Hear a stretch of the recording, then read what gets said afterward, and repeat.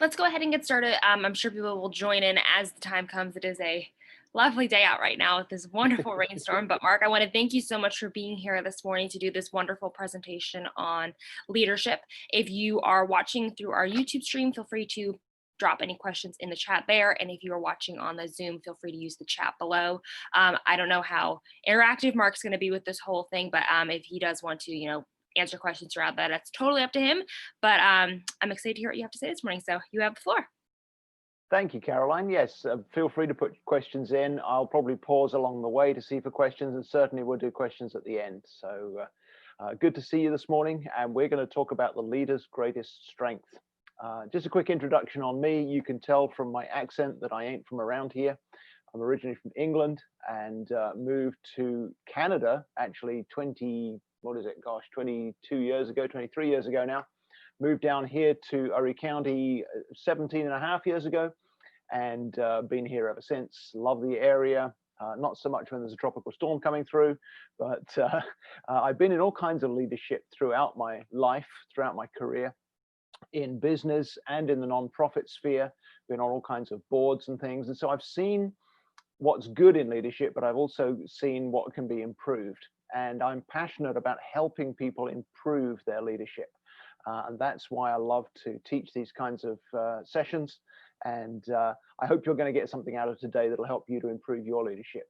And so I think it's a fair thing to say that every one of us is a leader of somebody. It may be that you lead your family. It may be that you lead your department. It may be that you lead a whole company or a whole organization. Whatever level of leadership you're at, every one of us can grow by developing these strengths that we're going to talk about this morning. And this webinar is actually one of a pair. We're going to come back again next Tuesday and talk a little bit more about self-awareness. And I'll mention that as we go through.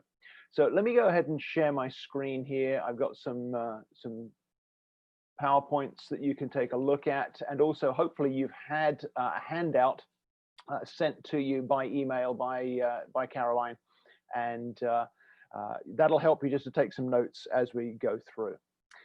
So let's talk about the leader's greatest strength, and we'll get to what that is in just a minute.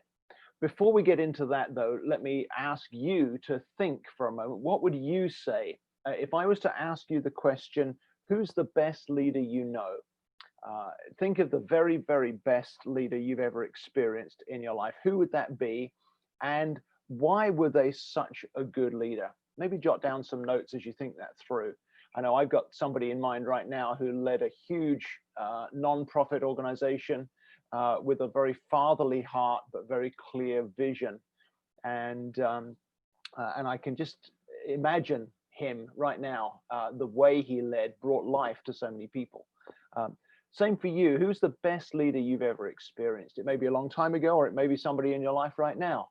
But think that through so that you are engaged with this on a personal level. Jot down some thoughts on why that person is a good leader. Give you a second to do that. Then I'm going to ask you a question about that leader.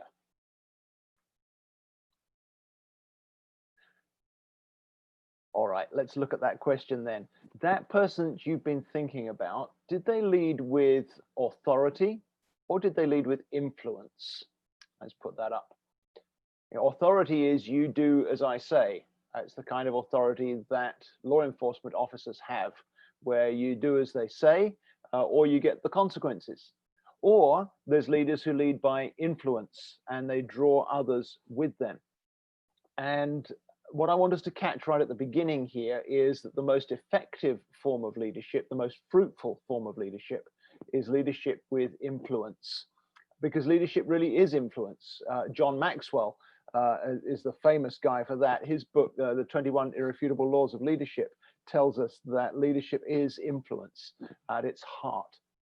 And influence is just simply this, the ability to move other people from the present into a better future, to take them with you, if you like, to see where to go and to take people with you.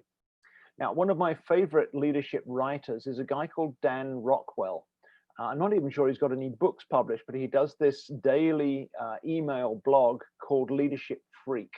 And let me put up a quote from Dan right now. He said this, this is a while ago now, but he said this: more than ever, leadership is about influence and not position. And I think that's certainly true in today's world, isn't it? But those of you who are fast readers have already read ahead of me to the rest of the quote, and this is where the rubber really hits the road. When leadership's about influence and not position, this is an opportunity for those without position and a threat to those with it. I love Dan's insight, and there's the link to his blog there, leadershipfreak.com. But leadership being influence really means that all of us do lead, is what we started out saying at the beginning, isn't it? So everyone leads, but not everyone leads well. And I deliberately asked you to think of the best leader you know rather than the worst leader you know, because I wanted you to have one person in mind and not dozens. Because most of us can recall poor leaders in our lives. But the difference between a poor leader and a strong leader is the ability to bring out the best in every person on the team, each one that they lead, including yourself. And that's another interesting factor. And this leads us into next week's webinar as well. A couple of years ago now, the Harvard Business Review put out this article that self-awareness can help leaders more than an MBA can. That's a fairly controversial statement, but I think it's certainly true that too many leaders are not self-aware. And self-awareness is that skill that we can grow and develop, of being aware of our thoughts and our emotions and our values in the moment, from moment to moment, if you like. And we'll talk about that in more depth and how to grow that in next week's webinar. But when we become more self-aware, this is what the HBR were hitting on, I think, with their article. When we become more self-aware, then we're able to have authenticity in our leadership and integrity in our leadership, so that we are the same on the inside as we appear to be on the outside, so that there's a consistency to who we are and what we do. Because then we can lead others and we can lead our organizations more effectively with greater results in whatever area, in whatever metrics that we're using. We can bring out the best through self-awareness. But here's the big question: how? How do we do this? Because I don't know about your organization, but most of the ones I've led in have got people that look like all of that lot amongst it. You know, see that guy on the left there? He looks like he's hard to lead, doesn't he? But everyone is unique. Each person in your business or in your organization is a unique individual. And there's no standard operating procedures for people. You can't always apply the same rules to two different people. Each one is unique. And of course, every one of us is unique as well. So two tools that I think I would mention right at this stage that are very helpful for all of us in leading others and in developing self-awareness are, first of all, to listen. Here's this guy listening to his can phone there, but then also to ask questions. You see, when I listen, and of course that's a difficult thing to do on a webinar, but when I listen, I can learn from you and I can hear from you where you're at and what you're doing, what your story is, to bring out the depths of your story.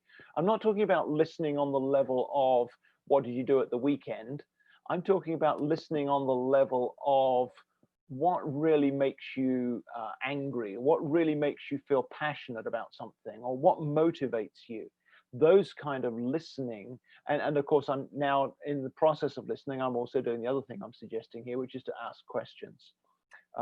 That brings out the person's story, but it gives them permission to step into their own solutions as well, doesn't it? Now, of course, all of us struggle with this. And as I was preparing for today, I was asking myself the same question: how am I going to do this?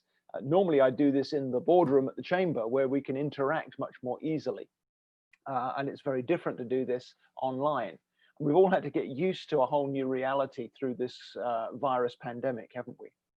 But if you're on the handout, turn over to the next page now, because I want to say this: people are influenced most by those who understand them. And here's a glimpse of what I mean by the word understand. You see, most people only see on the surface. We see one another purely on the surface. We see what's presented to us in the moment. Let me give you a visual of that with this next slide. Some people can appear really calm on the surface. Other people gets a little more turbulent. Some people, it's kind of downright scary. And you've got a few people in your life who look like that one. And on the surface, there's all kinds of things that we can react to. Let me just pause the share here so that I can see some faces. And there we go.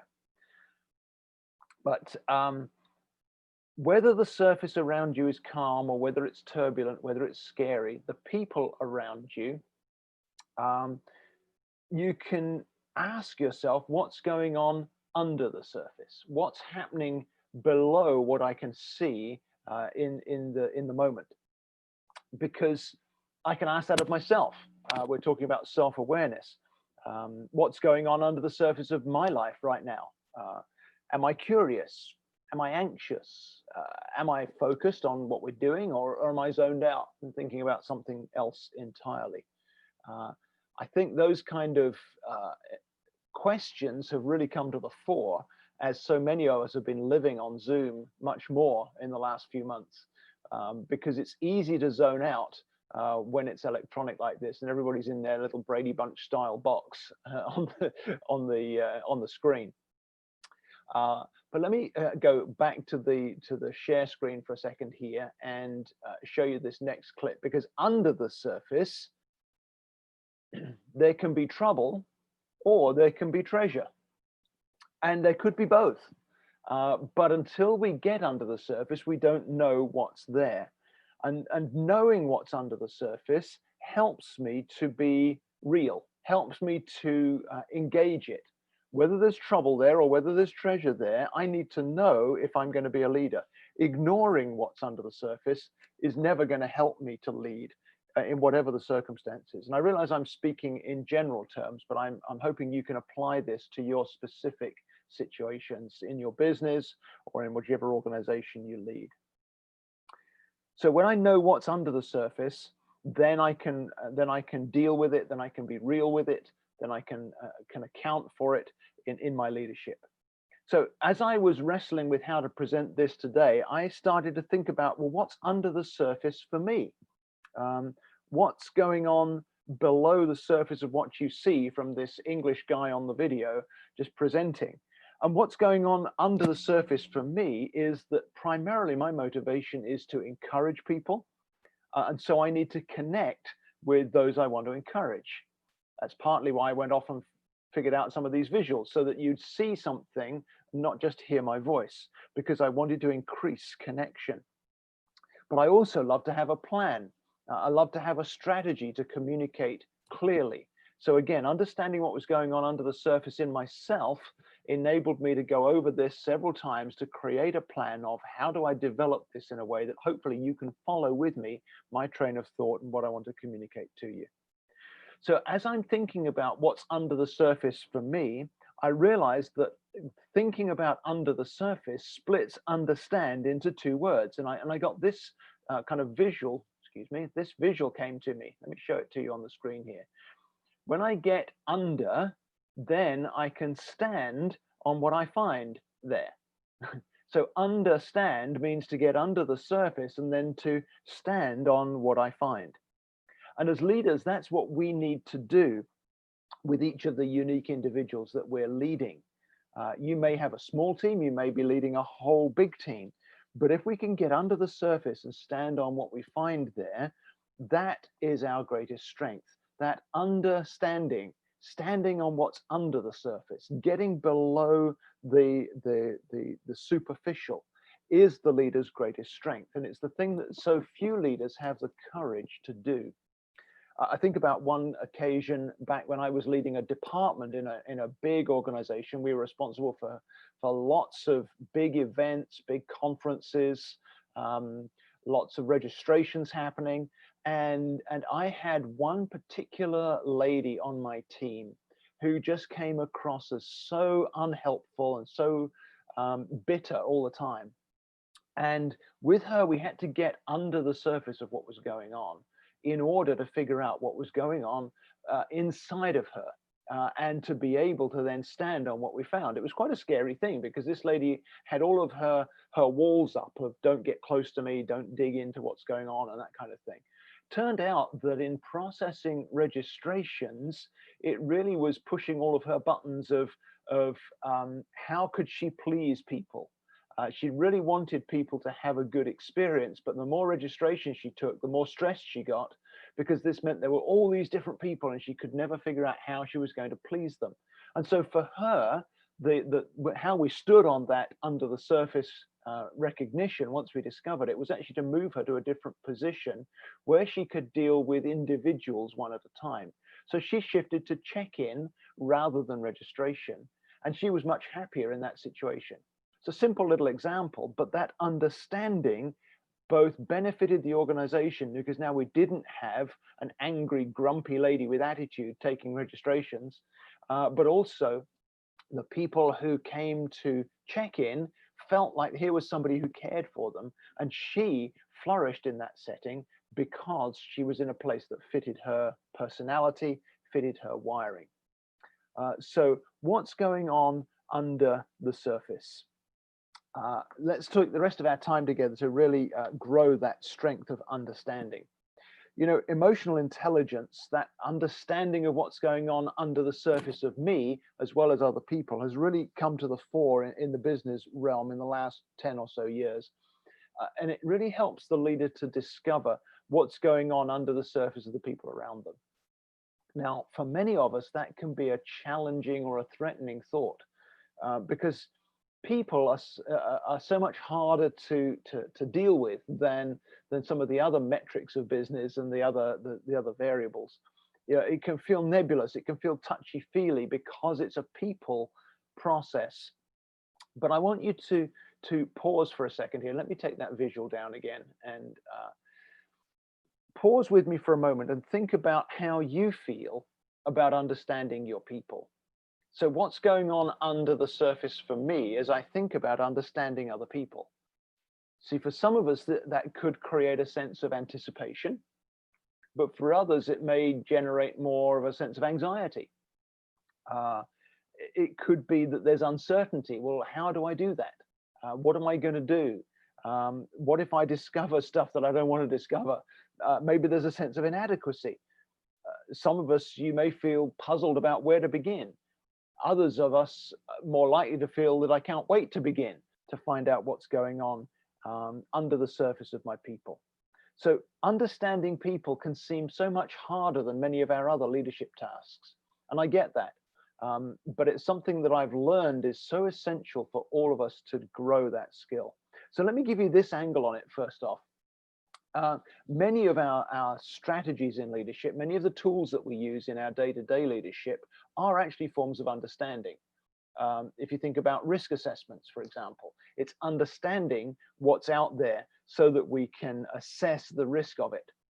Or if you're looking at profit margins and return on investment and opportunity costs, all of those are forms of understanding of the dynamics of whatever enterprise it is that you're planning, a new product or a new offering, or even just an analysis of how business is going in what you're doing. So all of those things are forms of understanding too. Or another example could be in marketing, differentiating yourself from the competition and then developing marketing strategies.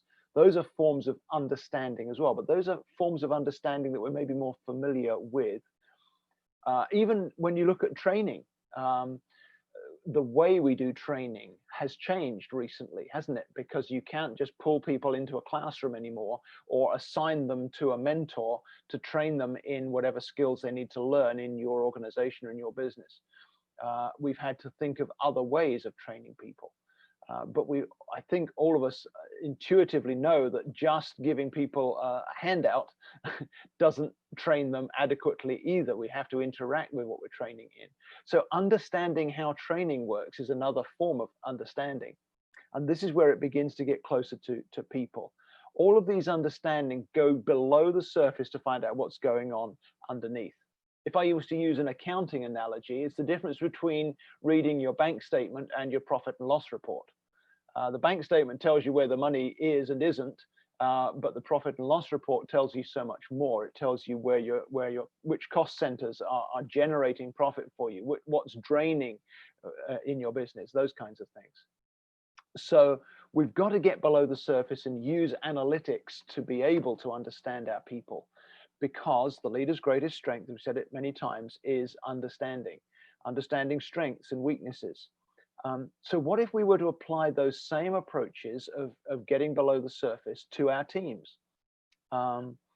If we could understand objective measures, that will help us to get to strengths and weaknesses without favoring or disfavoring any particular person. I think you'll be aware that every team has one or two folks who kind of feel like they're on the edge, who get left out in different things because they're different in some way from the rest of the team. And the challenge for team building is to have some kind of objective analysis. And bigger companies often will put a lot of work through their HR departments into the metrics that they can use and the ways that they can analyze their people, profiling and that kind of stuff. But I need to get under the surface and stand on what I can see. And so let me go back to the screen share and let's go a step or two further with this. So when I get under the surface, then I can stand on what I find there, and I can stand with the others that I lead. And what I'm looking for here is intentional curiosity. So I need to get past my reserve and have an intentionality about digging deeper with my people to understand them better, to actually make a choice to say, I want to listen, I want to ask questions. That's why I highlighted those two tools earlier on. I need to be intentionally curious. And you know where that starts? It starts right here with me. I need to be intentionally curious about myself, because I have to be, well, let me quote Warren Bennis for you. Warren Bennis, of course, is a leadership guru. His book on becoming a leader is really a classic. But in here, one of his early chapters, well, let me quote him. He says, to become a leader, then, you must become yourself. And that self-discovery is essential to us having effective leadership. It's got to begin with me. I can't just go digging into the people that are on my staff or in my team and trying to figure out more about them until I've taken the journey of figuring out myself. And there are two questions that help me to figure out myself. Let me put them on the screen for you. What do I need and how do I need it? Let me explain what I mean. Every one of us has unique needs in order to flourish in the way that we're wired. Some of us need clarity, for example. If things are not clear, I don't do well.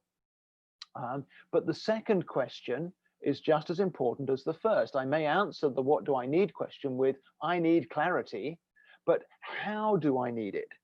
Some of us need clarity in vision and goals. We need to have a clear sense of direction and purpose, the big picture, if you like. And if that's not clear, then we flounder. I recall, I recall a couple of jobs that I've held in my life where there wasn't clarity of the big picture. It was fuzzy and foggy. And I really didn't thrive in those settings. And it became very difficult to build team because we didn't know where we were going. A team really only becomes a team when they've got a sense of direction. But that's not the only form of clarity. Others of us need clarity. The answer to the first question is the same answer. I need clarity. But how do I need it? Some of you watching this will need clarity in the detail and the steps to take. So I need to know, what do I do next? Or how do I know I've finished, or what's the next thing to achieve? What's the process? So how I need it is less concerned with the big picture and more with the detail. So what do I need, and then how do I need it, are clarifying questions for you and I as we dig in with intentional curiosity to understand ourselves better. Now, let me turn that around. Well, actually, let me give you another example just so you catch what I'm saying. For me, one of the things that I thrive with is affirmation. When I'm affirmed, then I do well. And that's not sort of stroking and I need attention all the time, but whenever I get affirmation, I find that I'm achieving more, I'm more focused, I feel more fulfilled, I'm in my sweet spot, because affirmation is one of the things that I'm wired for. Not everyone is, but that's one of the things that I find I'm wired for. But again, the question, how do I need it, is an important one, because once I understand I need affirmation, I may be talking to those around me, my teammates, or maybe to my boss or my supervisor, and say, you know what, I've realized that I do much better if I have affirmation. But then the question, well, how do I need it? Again, I'm thinking of situations in my own life where I've realized this or mentioned this. One of my supervisors, this is years ago now, but one of my supervisors started emailing me. This was in the early days of email. That tells you how long ago it was. And I would get an email at least every week saying, you're great, well done, you did this well. It was affirmation, but it was by email. And I realized, actually, I don't work well with affirmation by email. My answer to how do I need it is that it's much more effective face-to-face. It doesn't have to take long, but then I was able to give my supervisor feedback and say, thank you for hearing me when I said I do better with affirmation. But actually what I've realized is when you email me, it doesn't really work that well. It doesn't sink in. I can try to grab hold of it, but it kind of fades away very easily. But if you were to just tell me face to face, whenever you think of it, or even just call me. And so every now and again, my phone would ring, or my supervisor would come by my office and stick his head in and just say, hey, you did that really well, thanks. And suddenly I found I was operating on a whole different level of effectiveness in my leadership in that organization, because I'd been able to answer the questions, what do I need and how do I need it? Now, of course, that same thing applies to my team. I need to ask them, what do you need and how do you need it? And have them do the same process for themselves. Now, here's a free gift for you. I can't see myself clearly without help from outside. I don't see myself correctly. So I've not given you the full picture in the examples I've given you, because actually the way I came to that personal realization of what do I need and how do I need it was with the help of other people, with the help of others who worked with me, who knew me, who could get to know me and help me to ask those questions. So I can't see what I can't see. You know, again, during this pandemic and lockdown, we've all been on Zoom, haven't we? And we've all seen the disasters of how bad we look on screen when we thought we looked good, or sometimes how good we could look on screen when we thought we looked terrible.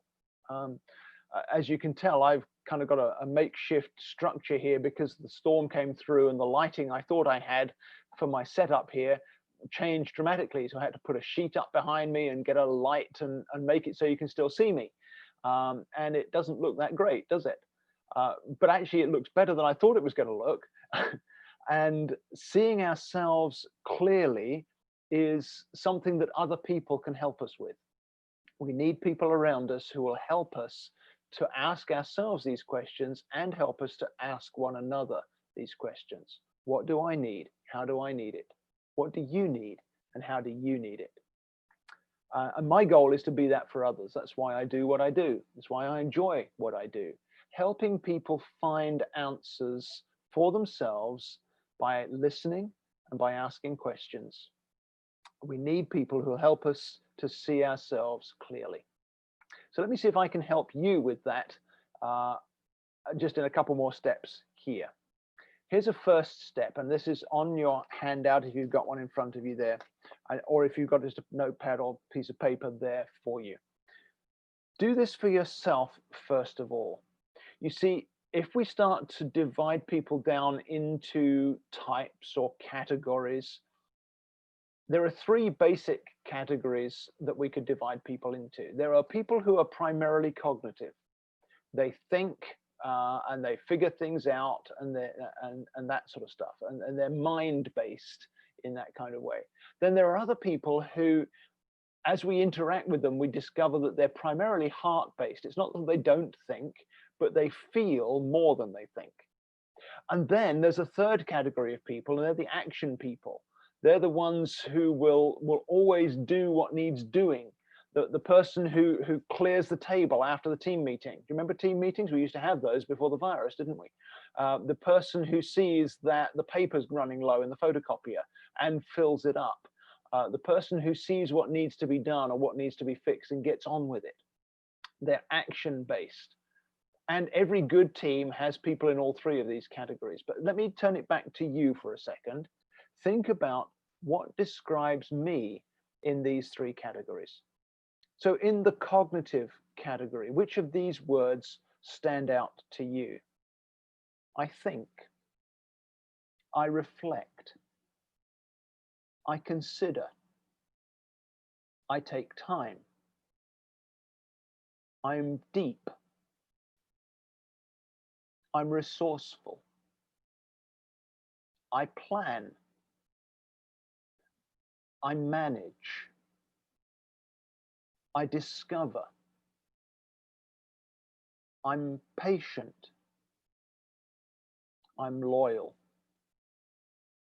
I care about quality, I'm strategic, I'm intelligent, I'm philosophical. Some of those words will stand out more to you than others. But they're all cognitive words. They're to do with how I think and the way I think and the fact that thinking is important to me. Let's switch to that middle category now, the emotive category. These are the feeling people. Which of these words describe you most? What stands out to you as I read these to you? I connect. I feel. I'm compassionate. I encourage. I bring enthusiasm. I bring out the best in others. I care about inclusion. I'm very sensitive to diversity. I have empathy. I'm sensitive. I'm intuitive. I'm passionate. I want everyone to feel acceptance and inclusion. Those are all emotive qualities. They're good qualities and ones that we need in our teams and in our businesses if we're to serve others well. And then there's a third category, and that's the kinesthetic category, the action category. Which of these words stand out to you as I read them to you? I innovate. I pioneer.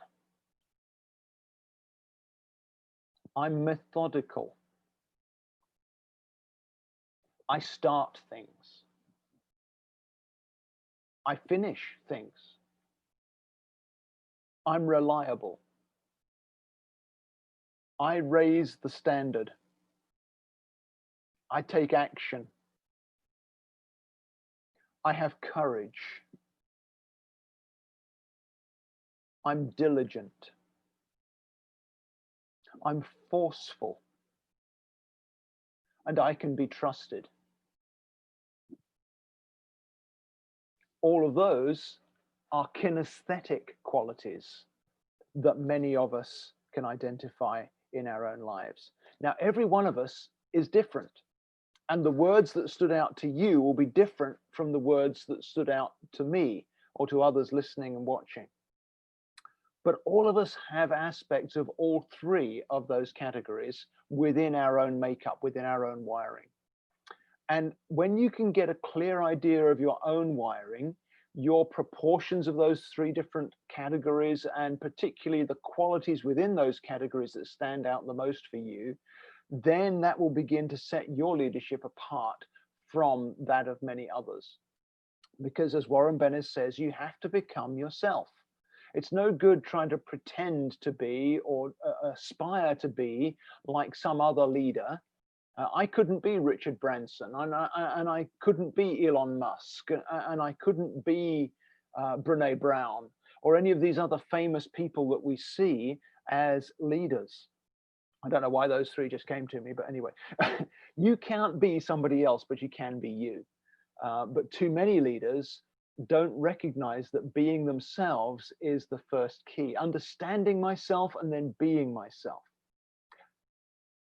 And so that's your first step, is to dig deeper into how you're wired so that you understand yourself. Now let's turn it around again. What about your key people? Likely your key people, the people around you in your team or in your organization, are different from you. If they went through that exercise, they would come up with different words that stand out to them, different qualities that describe them.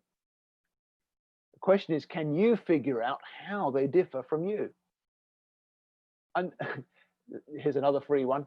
If all of your key people, the ones closest to you, the ones most important to you on your team, are not different from you, then you've got a completely different challenge in your leadership. Because if you're all the same, then that's a different question altogether. But hopefully you have different people around you. Hopefully your team is not comprised just of all the same style and all the same priorities. So differences bring challenges to our teams, don't they? We've all got that one person on our teams who's so different from me. And if you're the leader of the team and you've got somebody else on your team who's very different from you in their wiring, maybe you're a cognitive person, you like to take time to think over things as your first preference, and they're an action person and they're out the door before you've even started to think, that could be a challenging thing to do, to cope with. Or maybe you're an action person, but you've got feeling people on your team, and every time you take action, they get offended or feel left out because we didn't take account of feelings before we took action. There are challenges with all of these differences, but what I'd like you to see is that differences bring advantages and benefits. That's what I meant by saying, you know, if all of your team are the same as you, then you've got a completely different challenge from understanding leaders' greatest strength. Differences do bring advantages and they bring benefits as well. Here's the key thing, that differences are a strength and not a weakness. So we need those differences on our teams. We need that variety, but the challenge comes in how to identify it. And if I can understand, remember our visual before, if I get under the surface and then I can stand on what I've discovered, do it with myself first and then do it with other people, that is going to be my strength as a leader, because what I discover will help me to apply those insights and those understandings to the challenges we face, to the goals that we set, and to bringing other people with me, influencing them to a better future. So let's talk about a next step for us as we wrap this up, and then we'll go to questions and answers. Those three broad categories that I described to you actually map to 7 different communication languages. And we all of us speak all of those 7 languages to some degree, but we're all different because we speak them in different proportions and in a different order. Each of us will have a different primary language. Each of us will have the order of those languages different. And the communication IQ system has been proved over many years. Here's the book that's on the screen there, Communication IQ. It's a proven way to influence people. It's a proven way to lead them. It's a proven way to motivate them by understanding them. And it's one of the first things I use when I consult with people, when I coach them. I want them to discover their communication IQ profile. It's called the Kendall Life Languages Profile. And you can raise your communication IQ by taking your own profile, but also by having your team take their profiles. And you can access that on my website, and I'd be honored to help you raise your communication IQ. One of the things that I'm doing when I do these webinars, let's stop the share here, and this would be the time for you to think if you've got any questions. One of the things I'm offering when I do these webinars is for members of the chamber who've watched this webinar, if your company or organization has 10 people who complete their profile, then I will come and I'll give you a 2-hour workshop free to unpack those profiles, to understand one another, to look at least the initial stages of how we apply those insights to one another. And I'd be glad to do that. It's something that a number of organizations around the Grand Strand have already benefited from, but it's also relatively new in our area. And so many of us watching have not had the opportunity to apply those insights to our businesses. What I like about it is that it's a metric, a tool, if you like, that gives objective self-assessment, and it puts everybody on the same playing field.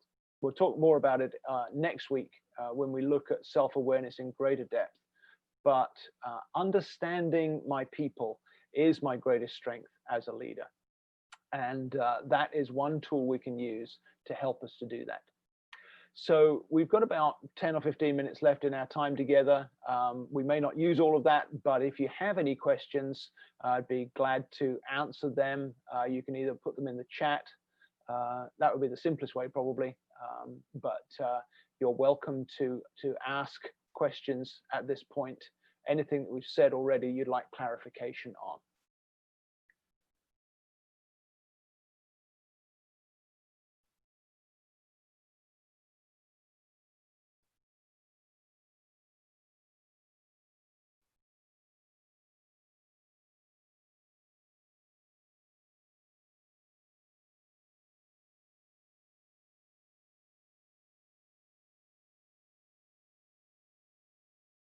I don't see any questions in the chat. Maybe we've made lots of sense. Maybe you also need some time to process. I understand that doing this by video is not as easy as doing it all in the same room, but I want to thank you for being part of this. And if you've got questions, you can always reach me through my website. I love to be available to chamber members to answer your questions. So just get on my website, markburlinson.com, and send me a message there. After this is over, I'll be glad to be helpful to you. So Caroline, let me hand it back to you. Of course. Well, thank you, Mark, this morning for being here and giving this wonderful presentation. I think with us all, remotely working, or we're not really working in a team right now, it's great to be reminded of all the strengths and weaknesses and how important a team is and how important a leader is. I think it kind of just got me more excited to get back to working as normal whenever we can. So like you said, if anyone does have any questions, feel free to reach out to Mark. But thank you all for being here this morning. We have upcoming webinars, other virtual networking social events. So please be sure to check those out at our website, myrtlebeachareachamber.com. And everybody have a great day and stay dry. It's pouring out down there.